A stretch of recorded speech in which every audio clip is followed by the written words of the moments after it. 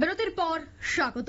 বিশালগড় জুড়ে নিগো বাণিজ্য রমরমিয়ে উঠেছে, এমনটাই অভিযোগ। আর এই নিগো বাণিজ্যে এবার অতিষ্ঠ সেখানকার মানুষ। বিধানসভার বাজেট অধিবেশন চলাকালীন ফের বিশালগড় উত্তপ্ত। নিগো মাফিয়াদের বারবারন্তে উত্তপ্ত হয়ে উঠেছে এই বিশালগড়। সম্প্রতি বিশালগড় মহকুমা পূর্ত দফতরের দ্বারা আহত বিশালগড় বিধানসভা এলাকায় দুটি রাস্তা সংস্কারে 91 লক্ষ এবং 82 লক্ষ টাকার টেন্ডার বের হয়। উক্ত কাজ দুটি পায় বিশালগড় অফিসটিলা এলাকার ঠিকাদার গৌতম সাহা। অভিযোগ যে কাজগুলি গৌতম সাহা পাওয়ার পর থেকেই বিশালগড়ের কতিপয় বেশ কয়েকজন কাজ দুটি টেন্ডার তুলে নেওয়ার হুমকি ধুমকি দিতে শুরু করে ঠিকাদারকে। বৃহস্পতিবার বিশালগড় বাইপাস এলাকায় ঠিকাদার গৌতম সাহার গাড়ি আটকে এতে আক্রমণ চালায় বলে কিন্তু অভিযোগ রয়েছে বেশ কিছু দুষ্কৃতীদের বিরুদ্ধে।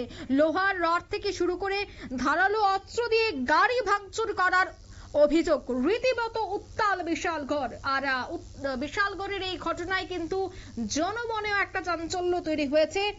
গোষ্ঠী সংঘর্ষেই কিন্তু আহত হয়েছে বেশ কয়েকজন। ইতিমধ্যেই থানায় লিখিত আকারে অভিযোগ দায়ের করা হয়েছে। তবে কি বলছেন তারা শোনাচ্ছি। আমরা 24 টেন্ডার আসছিল, টেন্ডারটা আমরা পার্টিসিপেট করছি। পার্টিসিপেট করার পরে দিয়ে মন সরকার একদম অফিস কয়েকদিন সেটা ফোন করে ধমকাইতেছে যে টেন্ডারটা সিলিন্ডার করে নিচ্ছে। সিলিন্ডার করতে হবে, তারপরে যা সদস্য সিলিন্ডার করতে হবে আমরা দেখে দিব।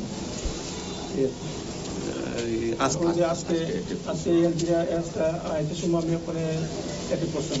কোন জায়গায়? এটা হচ্ছে বাইপাসের মুখটা, বাইপাসের মুখতে বাড়াতে বাইকে আমার পর বাইকটা এসে ওদের সুন্দর হয়েছে। এটা আমি আমার সময় ওটা এই প্রিয় সামনে কে আসিল তখন এটা রণবীর সরকার আর এসে মন্টার গোটা। আপনার কি গাড়ি আছিল? আমার এই গাড়িতে এটা করছে। এই টেন্ডারটা কিসের আছিল? রোডের আসলো। হ্যাঁ হ্যাঁ, রোড কোন জায়গার? এটা আসলো বাহুবু আশ্রম আর মোটামুটি সুপারস্টার থেকে। কোন অফিসে ড্রপ করছিলেন আপনার টেন্ডারটা?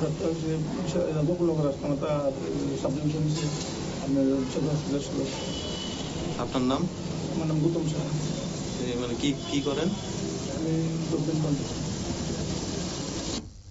আপনারা শুনলেন তাদের বক্তব্য। আবারও কিন্তু বিশালগড়ের আইন শৃঙ্খলা নিয়ে প্রশ্ন উঠছে। প্রকাশ্যে গাড়ি ভেঙে দেওয়া এবং নিগো মাফিয়ারা জমি মাফিয়াদের বারবারন্তে এখন দেখার বিষয় যে প্রশাসন কি পদক্ষেপ গ্রহণ করে। কারণ একদিকে রাজ্যের মুখ্যমন্ত্রী তিনি বলছেন যে কোনোভাবেই তাদেরকে বরদাস্ত করা হবে না, কিন্তু মুখ্যমন্ত্রীর এই বার্তাকে রীতিমতো বৃদ্ধাঙ্গুল দেখিয়ে কিন্তু সেখানে বিভিন্ন জায়গায় বাণিজ্য করে চলেছে এই নিগো মাফিয়ারা।